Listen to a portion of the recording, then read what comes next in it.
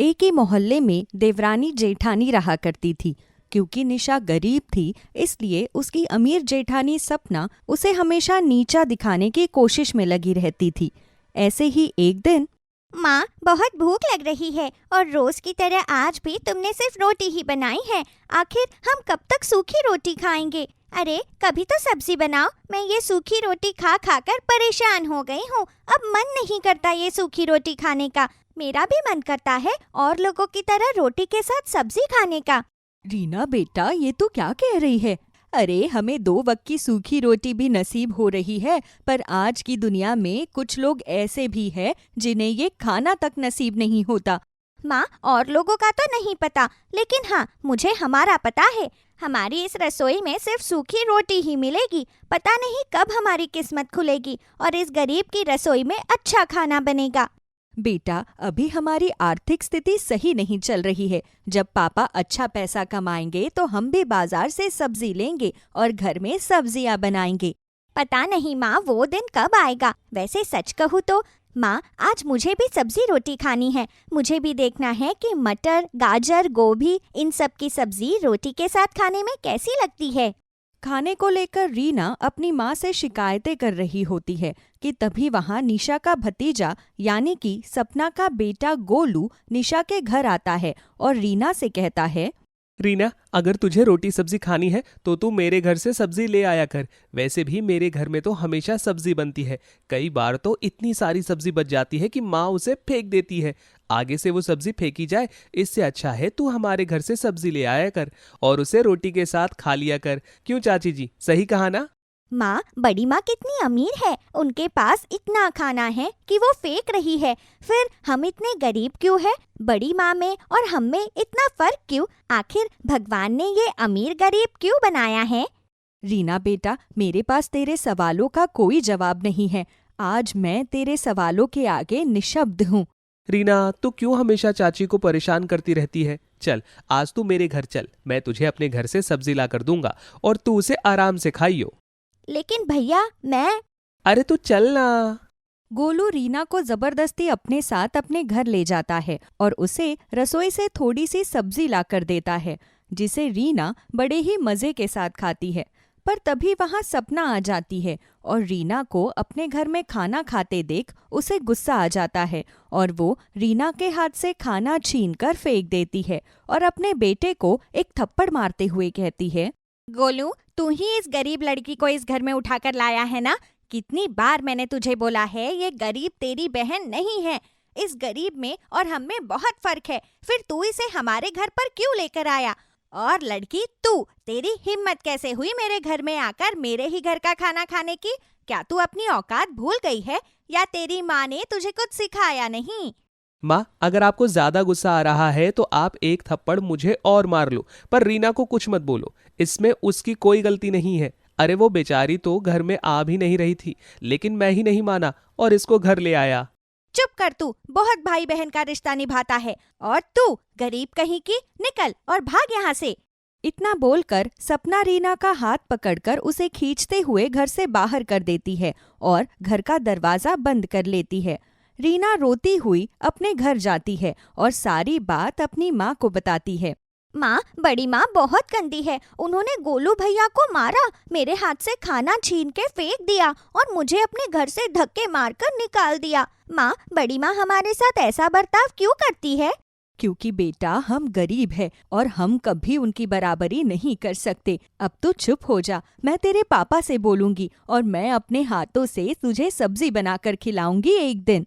माँ, क्या गरीब होना पाप है? नहीं मेरी बच्ची, गरीब होना पाप नहीं है। निशा इतनी ज्यादा गरीब थी कि उसके घर में सादे चावल और रोटी के अलावा कुछ नहीं बनता।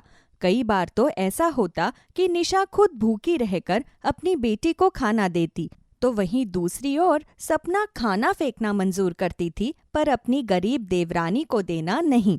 समय यूं ही गुजरता है।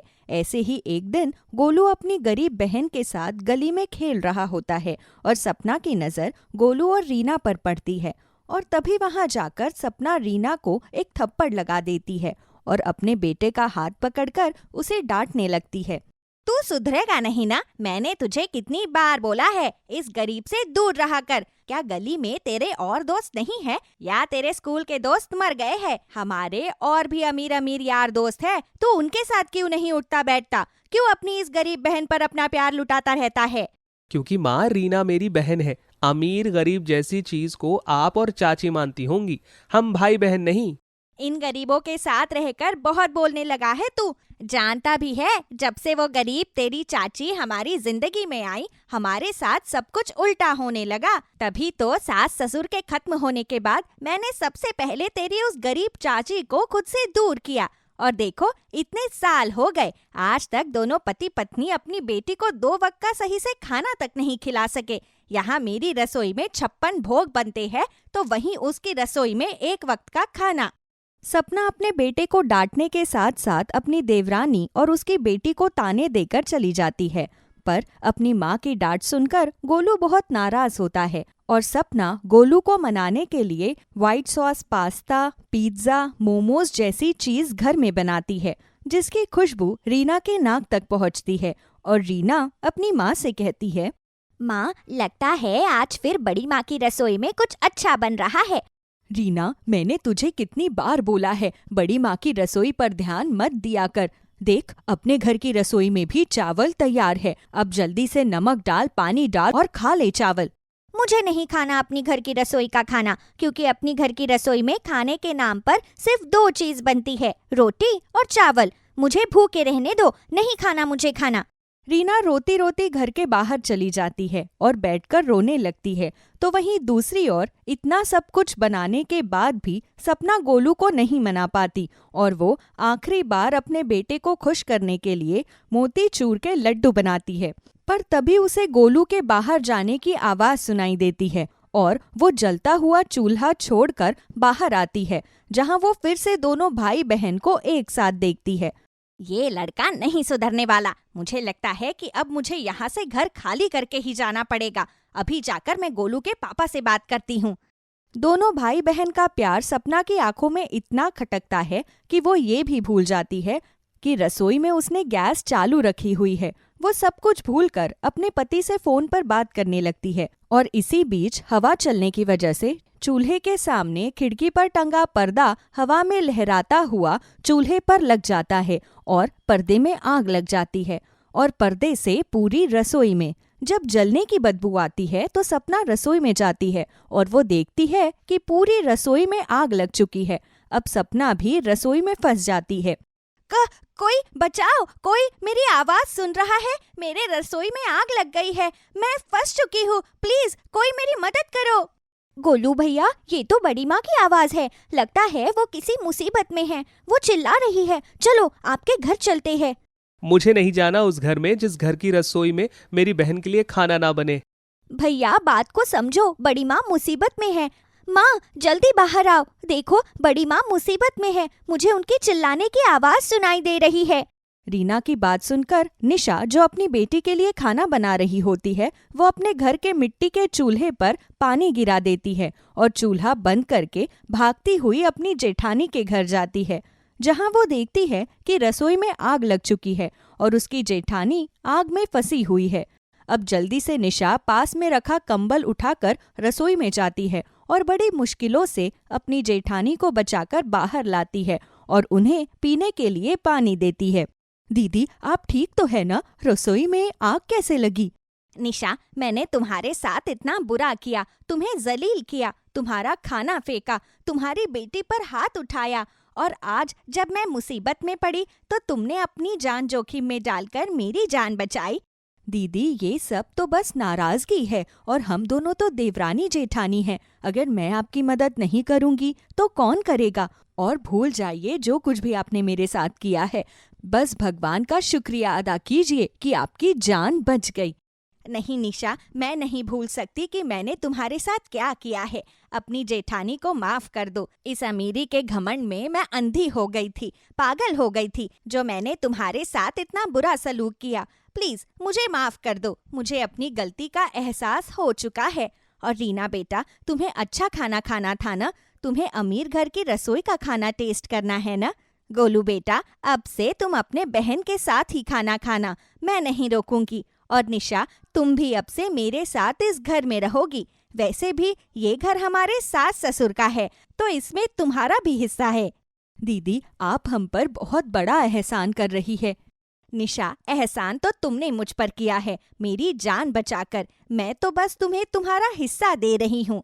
उस दिन दोनों देवरानी जेठानी के बीच की कड़वाहट पूरी तरह से खत्म हो जाती है और उन दोनों के बीच का अमीर गरीबों का फासला भी मिट जाता है। पूनम, और कितना समय लगाओगी? जरा जल्दी करो, हमें पहुंचना भी है। 5 तो तुमने यहीं बजा दिए हैं, सब तुम्हारा नीचे इंतजार कर रहे हैं। अब चलो। अरे बाबा, बस हो गई तैयार, मुझे बस 10 मिनट दो, मैं जल्दी से बाल बना लेती हूँ। चूहे की पूंछ जैसे तुम्हारे बाल है, इन्हें बनाने में भी तुम्हें 10 मिनट लगेंगे? अच्छा मजाक कर लेती हो यार। 5 मिनट में नीचे आओ, वरना हम सब तुम्हें छोड़कर चले जाएंगे। इतना कहकर पूनम का पति अशोक नीचे हॉल में आ जाता है। अपने पति अशोक की बात सुन पूनम गुस्से से तिलमिला जाती है। आखिरकार ये खुद को समझते क्या है? अरे दुनिया में एक मैं ही तो इकलौती औरत नहीं हूँ जिसके इतने छोटे बाल हैं। इतनी बड़ी बड़ी हीरोइनों के भी तो इतने से बाल होते हैं, लेकिन फिर भी वो इन्हें पसंद आती है। इन्हें तो मैं शाम को बताऊंगी। पूनम जल्दी से अपने बालों को कंघी करती है और हॉल में आ जाती है। इसके बाद अब पूरा परिवार अशोक के छोटे भाई नीरज के लिए लड़की देखने जाता है। बहन जी, आप भी अभी अपनी बेटी को बुला लीजिए। जी, मैं अभी उसे बुलाकर लाती हूँ। इतना कहकर ममता अपनी बेटी कोमल को हॉल में लेकर आ जाती है। कोमल रंग से काली थी, लेकिन कोमल के लंबे घने बाल पूरे परिवार को अपनी तरफ पल भर में ही आकर्षित कर लेते हैं। अरे वाह बहन जी, आपकी बेटी के बाल तो बड़े ही लंबे हैं। इसके ये लंबे बाल कितने सुंदर लग रहे हैं। मेरी बेटी की सुंदरता इसके बालों से झलकती है। नीरज बेटा, तुम्हें कोमल कैसी लगी? माँ, आप लोगों की तरह मुझे भी कोमल पसंद है, और उससे ज्यादा कोमल के लंबे काले घने बाल, और मुझे इस रिश्ते में कोई एतराज नहीं है। वैसे एक बात तो माननी पड़ेगी, हमारे पूरे मोहल्ले और पूरे खानदान में किसी के इतने लंबे बाल नहीं है जितने कोमल के हैं। कोमल, सच में तुम्हारे बाल बड़े ही सुंदर हैं। अपने सामने सभी को कोमल के इतने लंबे बालों की तारीफ करता देख पूनम मन ही मन जलने लगती है। ये लोग इसके लंबी बालों की तारीफ तो ऐसे कर रहे हैं जैसे इसके बालों में हीरे जड़े हो।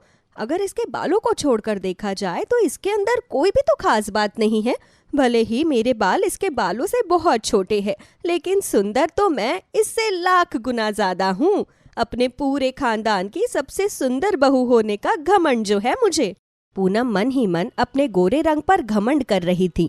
वही पूनम के ससुराल वाले कोमल को शगुन देकर कोमल और नीरज का रिश्ता पक्का कर देते हैं और सिर्फ महीने भर में ही कोमल की नीरज से शादी हो जाती है और आखिरकार पूनम की लंबे बालों वाली काली देवरानी उसके ससुराल आ ही जाती है।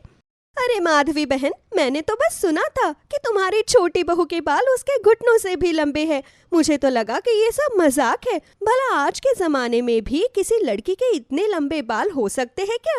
लेकिन अब जब खुद मैं तुम्हारी बहू को अपनी आंखों से देख रही हूँ, तब जाकर मुझे यकीन हो रहा है। तुम्हारी बहू रंग रूप से भले ही काली है, लेकिन इसकी सुंदरता तो इसके लंबे काले घने बालों में है। क्यों पूनम बहू, सही कहा ना मैंने? वैसे माधवी, मैं कब से एक बात सोच रही थी। तुम्हारी एक बहू के बाल इतने लंबे और एक बहू के बाल इतने छोटे। कल को कहीं इसी चीज को लेकर तुम्हारी दोनों बहुओं में तू मैं ना हो जाए। विमला ने भले ही ये बात मजाक में कही हो, लेकिन विमला की बात सुन पूनम मन ही मन एक बार फिर अपनी देवरानी से जलने लगती है। शादी के बाद जितनी भी रस्में थी, उन रस्मों में जो भी मेहमान या पड़ोस के लोग आ रहे थे, वो सब कोमल के लंबे बालों की तारीफ करते रुकते नहीं। जिसे देख पूनम, इस कोमल की बच्ची ने तो मुझसे मेरी सारी अटेंशन ही छीन ली है। पहले जब भी कोई फंक्शन होता था तो सारे खानदान वाले मेरी खूबसूरती की वजह से मेरे पास ही मंडराते थे, मुझसे ढेर सारी बातें करते थे, मेरे इतने सुंदर होने का राज मुझसे हमेशा पूछते थे। लेकिन अब देखो, मुझे तो कोई नमस्ते तक नहीं कर रहा है, और अगर किसी के पास जा रही हूँ तो वो तो बस इस कोमल की ही बातें कर रहे हैं। ये सब सिर्फ इसके लंबे बालों की वजह से हो रहा है। अगर मेरे भी बाल ऐसे होते तो आज ये अटेंशन इस काली कलूटी को नहीं बल्कि मुझे मिलती। कोमल की शादी को कुछ महीने गुजर जाते हैं, लेकिन इन कुछ महीनों में एक भी ऐसा दिन नहीं गया था जिस दिन किसी ने कोमल के लंबे बालों की तारीफ नहीं की हो। इन चीजों को देख देख कर पूनम की जलन धीरे धीरे दुश्मनी में बदल जाती है और अब वो अपनी देवरानी के काले लंबे बालों को नुकसान पहुंचाने की साजिश बनाती है। अरे भाभी, आप किचन में क्या कर रही है? आपकी तो तबीयत खराब थी ना? हाँ थी, लेकिन थोड़ा अच्छा महसूस कर रही थी तो सोचा तुम्हारे पास चली आऊं। सब्जी तो तुमने बना ली है, मैं एक काम करती हूँ, मैं रोटी बना लेती हूँ। अरे नहीं भाभी, आपको तो इस वक्त अपने कमरे में होना चाहिए था। आप जाइए और आराम करिए, रोटी मैं बना लूंगी। कोमल, तुम मेरा कितना ख्याल रखती हो। कहने को तो मेरी देवरानी हो, लेकिन ख्याल मेरा बिल्कुल एक छोटी बहन की तरह रखती हो। मैं बहुत किस्मत वाली हूँ जो मुझे देवरानी के रूप में इतनी अच्छी बहन मिली। इतना कहकर पूनम अपनी काली देवरानी के गले लग जाती है, लेकिन इस गले लगने के पीछे पूनम की एक बहुत बड़ी साजिश थी। गले लगने के बहाने पूनम अपने हाथों में छुपाकर लाई हुई च्युइंगम कोमल के बालों पर लगा देती है और बेचारी कोमल को इस बारे में भनक तक नहीं पड़ती। अच्छा भाभी, अब आप जाइए और आराम करिए, मैं आपके लिए थोड़ी देर में जूस लेकर आती हूँ। पूनम अपना काम करके कमरे में जाकर आराम करने लगती है। वही कोमल च्युइंगम लगे बालों के साथ घर के सारे काम करने लगती है कि तभी कोमल के बालों में लगी च्युइंगम पर कोमल के साथ माधवी की नजर जाती है। अरे कोमल बहू, ये तेरे बालों में च्युइंगम किसने लगाई? क्या मेरे बालों में च्युइंगम लगी है? लेकिन ये मेरे बालों में कैसे लगी? हमारे घर में तो कोई च्युइंगम भी नहीं खाता। हे भगवान, अब मैं क्या करूं? कोमल बहू, तू फिक्र मत कर, मेरे पास एक तरकीब है, तो यहीं रुक, मैं अभी आती हूँ। माधवी जल्दी से किचन में जाती है और फ्रिज में से कुछ बर्फ के टुकड़े निकाल कर ले आती है। उन बर्फ के टुकड़ों को माधवी कोमल के बालों में लगी च्युइंगम के ऊपर लगाने लगती है, जिसके चलते थोड़ी देर में च्युइंगम कोमल के बालों से छूटकर नीचे गिर जाता है और कोमल के बालों को जरा भी नुकसान नहीं होता। देखा बहू, च्युइंगम भी निकल गई और हमें तेरे बालों को काटना भी नहीं पड़ा। थैंक यू माँ जी, वरना मैं तो बहुत ज्यादा परेशान हो गई थी। पूनम ये सब अपने कमरे से देख रही होती है, जिसे देख पूनम का गुस्सा तो अब 7वें आसमान पर पहुंच चुका था। ये साजिश तो मिट्टी में मिल गई, लेकिन मेरी अगली साजिश जरूर अपना कमाल दिखाएगी।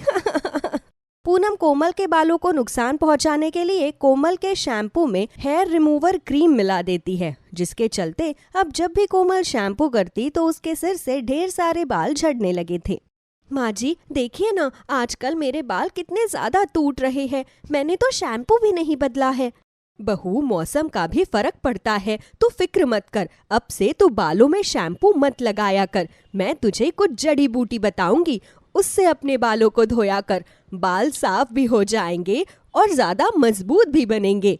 पूनम का ये प्लान भी बड़ी आसानी से फेल हो जाता है, लेकिन अब ये पूनम हार मानने वालों में से थोड़ी थी, इसलिए पूनम एक और साजिश रचती है।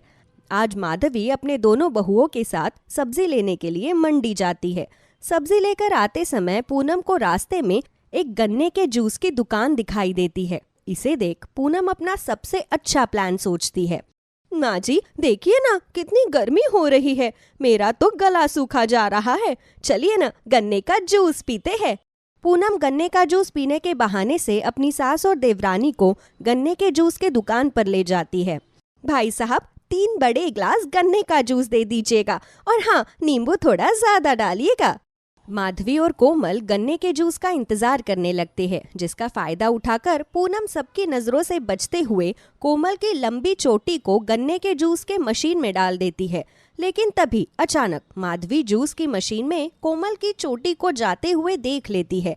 इसे देख माधवी जल्दी से कोमल के पास जाती है और उसकी चोटी को गन्ने के जूस के मशीन से निकाल देती है। कोमल बहू, तू ठीक तो है ना? तुझे कहीं चोट तो नहीं लगी? नहीं माँ जी, मैं ठीक हूँ, लेकिन ये मेरी चोटी इस मशीन के अंदर कैसे आ गई? अगर फोन में ध्यान लगा रहेगा तो आसपास का कहाँ कुछ पता चलता है। कोमल, अपनी लंबी चोटी का ध्यान रखो, पता चले कल को ये ऐसे ही कहीं किसी मशीन में आकर कट आ गई तो तुम्हारी खूबसूरती का एकमात्र जो जरिया है वो भी हमेशा हमेशा के लिए खत्म हो जाएगा। पूनम इससे पहले आगे कुछ और बोल पाती, माधवी पूनम को एक जोरदार थप्पड़ मारती है। माँ जी, ये आपने भाभी पर हाथ क्यों उठाया? क्योंकि तेरी ये चोटी अपने आप इस मशीन में नहीं गई थी, बल्कि पूनम ने अपने हाथों से इस चोटी को इस मशीन में डाला था। ये सब करते हुए पूनम को मैंने देख लिया था। अच्छा हुआ मैं सही वक्त पर तेरे पास आई, वरना न जाने आज क्या अनहोनी होती। बोल पूनम, ये सब तूने क्यों किया? अगर कोमल बहू को कुछ हो जाता तो हो जाता, कम से कम मेरे दिल को सुकून तो मिलता। जब से ये इस घर में आई है तब से आप सब लोग मुझे भूल ही गए हैं। मैं तो आप सब लोगों के लिए गायब सी हो गई हूँ। हर किसी की जुबान पर सिर्फ कोमल और उसके लंबे बालों का जिक्र है। माना मेरे बाल कोमल जितने सुंदर नहीं, लेकिन मैं तो रंग रूप में उससे कई ज्यादा सुंदर हूँ ना। आखिरकार आप लोग क्यों मेरे साथ ऐसा बर्ताव करते हैं? इसलिए मैंने कोमल से बदला लेने की साजिश रची। पूनम बहू, तुझे तो चुल्लू भर पानी में डूब के मर जाना चाहिए। मैंने क्या सोचा था तेरे बारे में और तू क्या निकली। अपनी सास की ऐसी बातें सुन पूनम बहुत ज्यादा रोने लगती है, जिसे देख कोमल, माँ जी बस भी करिए, आखिरकार भाभी भी तो इंसान है, उन्हें भी तो बुरा लगता होगा ना। मेरे बाल भले ही लंबे काले घने हैं, लेकिन जब भी कोई मेरे काले रंग को लेकर मुझे कुछ कहता है तो मुझे बहुत दुख होता है। इसलिए मैं भाभी की भावनाओं को समझ सकती हूँ। भाभी, जो आपने किया वो सही नहीं था। अगर आप मुझे इस बारे में बताती तो मैं ज़रूर इसमें आपकी कोई ना कोई मदद करती। मैंने तो आपको अपनी बड़ी बहन माना था, लेकिन आपने ही मेरे साथ ऐसा किया।